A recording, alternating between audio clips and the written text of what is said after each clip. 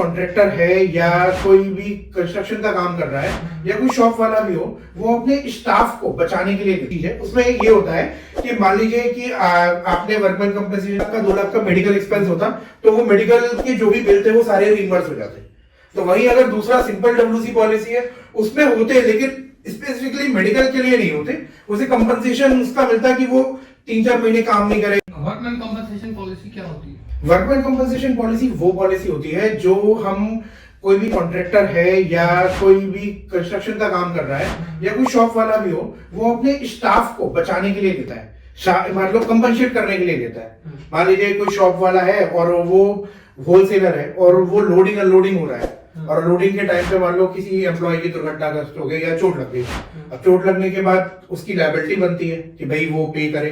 तो अगर उसके बाद वर्कमैन कंपनसेशन पॉलिसी है, तो ये चीजें अगर खुदा ना खास्ता उसके साथ कोई फैटल एक्सीडेंट हो गया या वो बंदा गुजर गया या उसको जो चोट लग गई, उस चोट लगने पे जो भी कंपनसेशन है तो वो इंश्योरेंस कंपनी उसके बिहाफ पे देती है। तो वो हम बोलते हैं basically workman compensation policy. Okay, तो वर्कमैन कंपनसेशन पॉलिसी किन किन चीजों के लिए यूज होती है? वर्कमैन कंपनसेशन पॉलिसी जैसा कि वर्क नाम से पता चल रहा है आपको, बेसिकली वर्क मैन और कंपनसेशन, यानी कि जो भी वर्कर है, वो जो स्टाफ है वो काम कर रहे हैं, काम करते हुए ऑन ड्यूटी पे उनको कोई चोट लग जाए या कुछ हो जाए तो उन्हें कंपनसेशन मिलता है। बेसिकली ये उस चीज के लिए है। तो आपने कहा कि यूज कौन कौन करता है, आपका सवाल यही था ना। वो बेसिकली ज्यादातर इंडिया में जो प्रैक्टिस है वो कर रहे हैं कॉन्ट्रैक्टर सबसे ज्यादा। उनका सिविल का काम हो या इलेक्ट्रिकल का काम हो या कोई बड़ा इलेक्शन कर रहे हैं या कुछ भी कर रहे हैं, तो उस सेंस में जब वो कुछ भी जहां उन्हें लग रहा है कि हमें एम्प्लॉइज की सुरक्षा का या अपनी लाइबिलिटी लेकर के रखे हैं कि उन्हें कुछ हो ना जाए, तो उनके घर वालों का क्या होगा, हम कंपनसेट वहां पर लेकर के रखते हैं। दूसरा उनका रिस्पेक्ट रखता है कि जितनी भी एमएनसीज या इंडिया की बड़ी कंपनीज हैं, वो उन्होंने अपनी एक प्रोटोकॉल बना रखा है कि भाई हम अगर कोई ठेका दे रहे हैं या कंस्ट्रक्शन का काम करा रहे हैं तो अपने कॉन्ट्रैक्टर से बोलते हैं या खुद अपना वो एक वर्कमैन कंपनसेशन पॉलिसी लेकर के रखते हैं, जिसमें अपने एम्प्लॉइज को जो साइट पर काम कर रहे हैं उनको कवर कर सके। वर्कमैन कंपनसेशन पॉलिसी कितने टाइप की होती है? वर्कमैन कंपनसेशन पॉलिसी का कोई ऐसा टाइप नहीं है जैसा कि कितने टाइप की और क्या हो, लेकिन मैंने 2 भागों में कहूंगा। एक ये वर्कमैन कंपनसेशन पॉलिसी एक ये हो गई कि जिसमें एक मेडिकल बेनिफिट नहीं मिलता और एक में मेडिकल एक्सटेंशन होता है।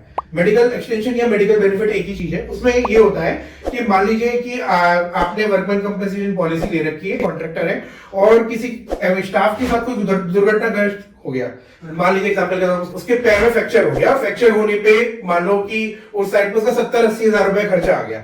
अब अगर उसके बाद मेडिकल एक्सपेंस होता कवर उसमें एड ऑन, तो मान लीजिए अगर 1 लाख का 2 लाख का मेडिकल एक्सपेंस होता, तो वो मेडिकल के जो भी बिल थे वो सारे रिइंबर्स हो जाते। तो वहीं अगर दूसरा सिंपल डब्ल्यूसी पॉलिसी है, उसमें होते लेकिन स्पेसिफिकली मेडिकल के लिए नहीं होते, उसे कंपनसेशन उसका मिलता कि वो 3-4 महीने काम नहीं करेगा या जो भी है वो ना के बराबर है। तो ये 2 तरीके से हो गई कि एक में मेडिकल एक्सपेंस हो गया और एक में विदाउट मेडिकल एक्सपेंस है। तो ये सब जो भी क्लॉज होते हैं वो सारे ऑन साइट के लिए ही किए जाते हैं? हाँ जी, ये बहुत अच्छा सवाल है आपका कि जो वर्कमैन कंपनसेशन पॉलिसी है ना, ये ऑन ड्यूटी पे ही काम कर रही होती है। मान लीजिए कि कोई इंजीनियर है, वो भोपाल में काम कर रहा है, अब वो साइट से घर लौट रहा है, तो घर लौटते टाइम ना ये वर्कमैन कंपनसेशन पॉलिसी काम नहीं करती। ये बहुत इंपॉर्टेंट चीज एक्सपेक्ट है जो आपने पूछा। सेम इसी तरीके से मान लीजिए अगर वही भोपाल से बंदा एक दूसरी साइड पे जा रहा होता, ऑन ड्यूटी होता, तब तो कवर था। डब्ल्यूसी पॉलिसी में यही एक पॉइंट है, ड्यूटी खत्म कर रहा है उसके बाद वापस लौट रहा है, वर्कमैन कंपनसेशन पॉलिसी में आप क्लेम नहीं ले सकते। With in working hour he cover हो सकती है? हाँ, with in working hour he cover होगा जब आपका प्रोजेक्ट चल रहा है या टाइमिंग आपकी जो भी है ऑफिस की, चाहे मैंने कहा कि शॉप वाला हो या कोई एमएनसी सॉफ्टवेयर वाला हो या मार्केटिंग वाला हो या कोई कंस्ट्रक्शन कंपनी हो, कोई भी ले सकता है, लेकिन विद इन टाइम फ्रेम ही होगा। मैं ये जानना चाहूंगा कि हम किन बातों का ध्यान रखें जब हम वर्कमैन कंपनसेशन पॉलिसी बाय करें? ये बहुत अच्छा सवाल है। क्या है कि बहुत लोग ना गलत पॉलिसी ले रहे हैं। एक तो सबसे इंपॉर्टेंट चीज है कि आपके जो जितने भी एम्प्लॉइज हैं उनका आपको इक्वल या उससे ज्यादा लेना चाहिए। मैं एग्जांपल के तौर पे बताता हूं तो ज्यादा क्लियर होगा। एक साइट है और उस पे ना पेंट का काम है, आप किसी एक कॉन्ट्रैक्टर को पेंट करने का ठेका मिला। अब उसने कहा कि मेरे 20 बंदे हैं, तो उसने 20 बंदों का काम उसने बोल दिया। अब कल वो 25 कर रहा है, तो आपको ध्यान रखना है कि भैया उस पॉलिसी में 25 ले, या पॉलिसी लेने के बाद बंदे बढ़ा रहा है तो ऐड कर ले। दूसरा, उनकी सैलरी कुछ कुछ उसमें सुपरवाइजर होंगे, कुछ उसमें हेल्पर होगा, कुछ उसमें बेसिकली वो आदमी होगा जो काम कर रहा है। तो उनकी सैलरी का जरूर ध्यान रखना चाहिए, या तो बराबर होनी चाहिए या ज्यादा होनी चाहिए, ताकि क्योंकि कंपनसेशन जो है उसका क्लेम आने पे उसी हिसाब से सेटल होता है। तीसरा इंपॉर्टेंट जो एक्सपेक्ट है कि अगर उसका हाइट का काम है, ये मेंशन होना बहुत जरूरी है। आप जरूर ये देखो कि जब पॉलिसी में मैंने कहा सर मेरा हाइट का काम है और 3 मीटर से ऊपर का हाइट का काम है, तो ये जरूर ध्यान रखो कि पॉलिसी में मेंशन होना चाहिए, या उससे कहो कि मेरे प्रपोजल पे जरूर ये मार्क करके रखे, क्योंकि क्लेम आएगा और आपको पता नहीं है और आपने कुछ और ले रखा है तो दिक्कत आएगी। चौथा, आप जो काम कर रहे हो वही काम का कैटेगरी पॉलिसी में होनी चाहिए। एग्जाम्पल के तौर पे लोग क्या करते हैं, मैं इसी में आपने पेंट कर रहे हैं, पेंट का काम आपका हाइट का है, लेट्स से आपका 50 फीट का हाइट है, आप मॉल का कर रहे हो, लेकिन जो आपने ऑक्यूपेंसी ली हुई है उसमें अलग अलग ऑक्यूपेंसी वो अपने घर की होम की ली हुई है एंड बिलो 3 मीटर्स की ली हुई है, और आप काम कर रहे हो अबव 3 मीटर्स का। क्लेम आ गया और कोई बंदा खुदा लगा सा 50 फीट की ऊंचाई से गिर गया, ऐसा ना हो, लेकिन अगर आ गया क्लेम तो आपको नहीं मिलेगा। तो ये पॉलिसी में जरूर ध्यान रखना है। यानी इसका मतलब ये है कि अगर हमने पॉलिसी ले रखी है होम पेंटिंग की, तो हम उसके लिए हम कॉमर्शियल वाला काम नहीं कर सकते, जैसे मॉल के लिए हम यूज करते हैं कि हम बहुत हाइट वाला यूज करें, क्योंकि अगर घर का नॉर्मली देखा जाए तो 10 फीट या 40 फीट का नॉर्मली हम वर्क करते हैं, बट हम जब बहुत हाइट वाला काम करेंगे तो उसके लिए हम यूज नहीं कर सकते, तो हमें वो पॉलिसी में मेंशन कराना पड़ेगा। हाँ, इस चीज का जरूर ध्यान रखें कि जो भी आप काम कर रहे हैं जो किसी भी तरह का, तो आपको पता होना चाहिए, ये जरूरी है। अच्छा, अब मैं आपसे इस बारे में जानना चाहूंगा कि जब वर्कमैन कंपनसेशन पॉलिसी में क्लेम सेटलमेंट की बात आती है, तो ऐसे में कोई ऑन ड्यूटी किसी का एक्सीडेंट हो जाता है या डेथ हो जाती है, तो उस कंडीशन में क्लेम कैसे सेटल किया जा सकता है? तो इस बारे में पहले मैं एक्सीडेंट के बारे में जानना चाहूंगा, देन फिर आप मुझे डेथ के बारे में। देखिए, अगर एक्सीडेंट के केस में खुदा न खास्ता मैं एग्जांपल पेंट कर लेता हूँ कि वो काम कर रहा था और मॉल में था और खुदा न खास्ता ऐसा किसी के साथ भी ना हो और वो 30-40 फीट की ऊंचाई से गिर पड़ा और उसके साथ चोट लग गई और हाथ पैर उसके टूट गए। इन केस में क्या है कि क्लेम सेटलमेंट में सबसे पहले वही हम तो ये है कि जो भी नजदीकी अस्पताल में तुम ले जाओ, इन बिटवीन सबसे पहले आपको पहला पॉइंट ये है कि आपको एजेंट या इंश्योरेंस कंपनी को इन्फॉर्म करना है कि भाई ऐसे ऐसे घटना घट गई, तो वो एक surveyor insurance company surveyor appoint करेगी और सर्वेयर आएगा, उससे मिलेगा और स्थिति जानने की कोशिश करेगा कि कैसे ये घटना घट गई। तो इसको घटने के बाद फिर वो एक हमसे फाइनल रिपोर्ट लेगा, LOI की कॉपी मांग सकता है, जो हमारा ठेका हुआ वो रिटर्न में था, तो ये और उसका वेज रजिस्टर मांगेगा। ये सारे डॉक्यूमेंट्स लेके वो ये वेरीफाई करने की कोशिश करेगा कि ये बंदा वहां पे था या नहीं, क्योंकि WC पॉलिसी आमतौर पे अननेम्ड होती है। तो ये एक बेसिक तरीका है कि, और उसके बाद वो असेस करता है कि भाई इसका कितना बिल बनता है और कितना, सॉरी माफ कीजिए, कितना वो क्लेम के लायक है। मान लीजिए कि इसी में उसको चोट लग गई और चोट लगने में डॉक्टर ने कहा कि सर 6 महीने तक का बेड रेस्ट है और वो काम नहीं कर पाएगा और पार्शली वो उसको चोट लगी 6 महीने के लिए बेड रेस्ट पर है, तो इस बीच में वो कमा तो पाएगा नहीं, तो कमा नहीं पाएगा तो ठेकेदार की भी जिम्मेदारी है, इसलिए उसने पॉलिसी ली है जिसका नाम है वर्कमैन कंपनसेशन पॉलिसी। तो जो भी उसका कंपनसेशन बनता है उसके हिसाब से जो उसको सेटलमेंट होगा वो मिल जाएगा क्लेम का। लेकिन इसी में एक चीज है, अगर उसके बाद मेडिकल एक्सटेंशन होता, मेडिकल भी कवर होता और मान लीजिए इसका 1 लाख रुपए का बिल आ जाता, तो वहां पे बाकी क्लेम कंपनसेशन का हटा वो अलग मैटर, लेकिन 1 लाख रुपए का जो मेडिकल जो खर्चा है ना वो आपको लगभग पूरा मिल जाता, वो रिमबर्स के तौर पे वो पूरा मिल जाता। ये चीज फायदा है। तो ये जो मेडिकल क्लेम होना चाहिए ये वर्कमैन कंपनसेशन पॉलिसी के अंदर ही होता है या अलग से होता है? एक एड ऑन बेनिफिट है, बहुत सारे लोग नहीं लेते हैं क्योंकि कॉस्टली होता है, लेकिन ये है कि कभी जरूरत ना पड़े। लेकिन जहां तक हमने क्लेम में देखा है कि अगर किसी ने एक बार भी लिया तो अगर वो लेता आ रहा है और एक क्लेम में उसके सारे पैसे निकल जाते हैं, और क्योंकि क्या है कि अगर कोई बीमारी या चोट लग जाए तो सीधी सी बात है 1-1.5 लाख रुपए कहीं नहीं है, वहां वो आराम से बचा लेता है।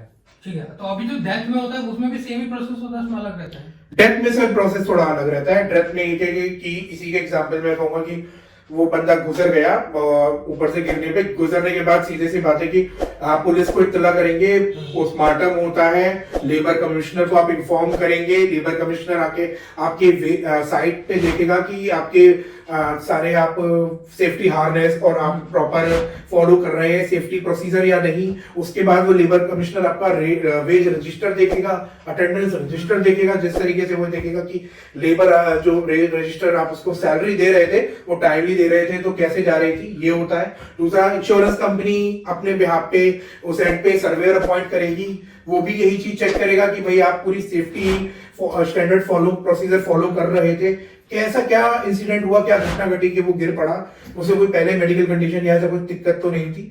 तो इस चीज के हिसाब से जो मेडिकल जो क्या बोलते हैं लेबर कमिश्नर जो भी उसकी सैलरी या उसके हिसाब से जो भी कंपनसेट के लिए बोलेगा, लेट से मैं कहता हूँ कि उसकी सैलरी 20,000 थी और उसकी उम्र 50 साल थी और ऐसे कुछ घटना घट गई, तो 15 लेमन भाषा में बोलते हैं कि भाई वो कम से कम 15 साल तो और जॉब करता, काम करता या 10 साल, तो जितना वो कमाता, तो मान लीजिए लेट से अगर लेबर कमिश्नर बोलता है कि 6-8 लाख रुपए कंपनसेशन बनता है, अगर इंश्योरेंस कंपनी और वो एग्री होते हैं तो उतना कंपनसेशन उसे मिल जाता है। तो मैं आपसे जानना चाहूंगा कि अभी जो वर्कमैन कंपनसेशन पॉलिसी है इसको हम रन कैसे करें? इसका ये बहुत अच्छा सवाल है, क्योंकि बहुत से लोगों के साथ ये समस्या आती है। जो मैंने पेंट का कहा उसके साथ क्या है कि जैसे 20 आदमी लगे थे, उन्होंने 20 बंदों की पॉलिसी ले ली वर्कमैन कंपनसेशन। अब क्या उनका काम बढ़ा, उन्होंने कॉन्ट्रैक्टर बोला जल्दी करो, उसने 20 की जगह 30 कर लिए। अब उसने पॉलिसी तो ले ली है, ठीक है, पॉलिसी लेने के बाद लेकिन उसका ये अननेम्ड ली हुई है। अननेम्ड में ये तो पता चलता नहीं है कि राम आया, श्याम आया, श्याम के बाद कोई फरीक आया या कोई भी आया। अब उसमें की चीज जब 20 से आदमी 30 हो गए ना, आपको सबसे पहले इंश्योरेंस कंपनी को इन्फॉर्म करना है और बोलना है सर मेरे बंदे बढ़ गए हैं, आप मेरे को पॉलिसी में 10 बंदों का और इंश्योरेंस दे दीजिए। लोग अक्सर ये भूल जाते हैं, कहते 4 ही तो बढ़े, 2 ही तो बढ़े, हमारी पॉलिसी 6 महीने, तो उसमें नुकसान है।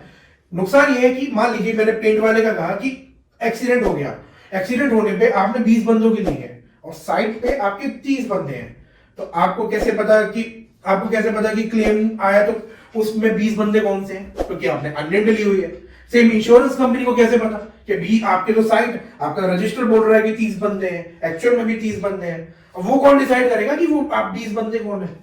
ये आमतौर पे एंड टाइम जब एंड हो रहा होता है ना, तब क्लेम्स आते हैं, तो यहाँ ये प्रॉब्लम आती है। ये अक्सर देखा है। तो मेरा सबसे पहला ये है कि आप लेबर भले बराबर रख लो या ज्यादा रखो, कम नहीं होनी चाहिए, क्योंकि आप डिफाइन नहीं कर सकते। ये दूसरा ये कि जब आपकी पॉलिसी खत्म होने वाली है और आपको लगता है प्रोजेक्ट आपका बचा है, फाइनल कंप्लीशन हो रहा है और कंप्लीशन में आपके 30 बंदे चले गए और सिर्फ 8 बचे हैं, तो आप 1 महीने के लिए पॉलिसी 8 बंदों की ले लो। जरूरी नहीं है कि 30 की लेके आप प्रीमियम ज्यादा पे करो, लेकिन आपको लेनी चाहिए। कम लेबर लेके आप ले सकते हो, कम स्टाफ करें पॉलिसी में और ले लें 1 महीने के लिए। अच्छा ठीक है। मैं इसमें मुझे अभी आपकी बात करते हुए मुझे एक चीज और याद आई इसमें कि जैसे आप ये पॉलिसी बता रहे हैं, तो अभी इसको लेने के लिए जैसे हम नॉर्मली इंश्योरेंस लेते हैं 1 साल के लिए लेते हैं, लेकिन यहाँ पर हम इसको जब हमारा काम स्टार्ट होता है तभी ले सकते हैं कि जब भी हमारा, जैसे अभी आपने बताया कि इसमें एम्प्लॉय हमारे बढ़ रहे हैं, हमारे जो वर्कर्स हैं वो कभी 10 हो रहे हैं, कभी 20 हो रहे हैं, तो उसके हिसाब से घट बढ़ सकती है। तो इसके हिसाब से पॉलिसी भी ऐसी हुई कि आज मेरा काम 6 महीने के लिए मुझे यहाँ मिला तो मैं 6 महीने के लिए यहाँ कर लूँ, उसके बाद फिर मुझे 1.5 साल के लिए कहीं और मिला तो 1.5 साल के लिए कहीं और कर लूँ। तो इस तरीके से पॉलिसी हम रिन्यू या फिर एंड कर सकते हैं पॉलिसी या नहीं कर सकते, ये मैं जानना चाहूंगा आपसे। ये भी अच्छा सवाल है सर। एक्चुअली में क्या है कि एक तो ये पॉलिसी होती है ना, अगर कोई कॉन्ट्रैक्टर या वो ले रहा है तो वो अपने प्रोजेक्ट पीरियड के ड्यूरेशन के हिसाब से लेता है। मैक्सिमम कंपनी साल भर की देती है, ठीक है। अब इसमें क्या है कि आपको ठेका मिला साल भर का, तो हमने, या मैं एग्जांपल लेता हूँ शॉप का, कोई एक होलसेलर है और एफएमसीजी का काम करता है, तो उसने साल भर के लिए 20 बंदों की पॉलिसी ले ली। अब दिवाली का टाइम आया, उसने क्या किया, अपने बंदे बढ़ा दिए, 20 और बढ़ दिए, 40 हो गए। अब उसे पता है मैंने जो टेम्परेरी बंदे रखे हैं ना वो 2 महीने के लिए रखे, तो पॉलिसी वो साल भर के लिए ले ले, उसने ले ली एक अलग से सेपरेट। उन 2 महीनों के लिए ना वो उसी पॉलिसी में एडअप करा सकता है। वो ये कहेगा कि 20 तो मेरे हैं, मेरे 20 बंदे और बढ़ रहे हैं, तो मेरे को 2 महीने का और बता दो। तो क्या होगा, सीधी सी बात, उस 2 महीने के प्रीमियम जाएगा जो कि उसको नॉमिनल रहेगा और उसकी भी लायबिलिटी भी नहीं रहेगी और वो सेफ भी रहेगा, तो उसको जेब भी बचेगी और वो अपने लिए भी सुरक्षित। तो उसको मैं ये सजेस्ट करूंगा कि जब उसे उसके स्टाफ बढ़ रहा है तब वो उस हिसाब से कर ले। अगर वो घट रहा है 6 महीने की पॉलिसी की, तो फिर वो बाद में जब रिन्यू करे तो घटा के ले ले, ये तरीके से कर सकता है वो। वर्कमैन कंपनसेशन पॉलिसी में डॉक्यूमेंट्स क्या क्या चार्ज होते हैं? मैं आपसे एक चीज बहुत इंपॉर्टेंट है, डॉक्यूमेंट तो ऐसा कुछ खास नहीं होते।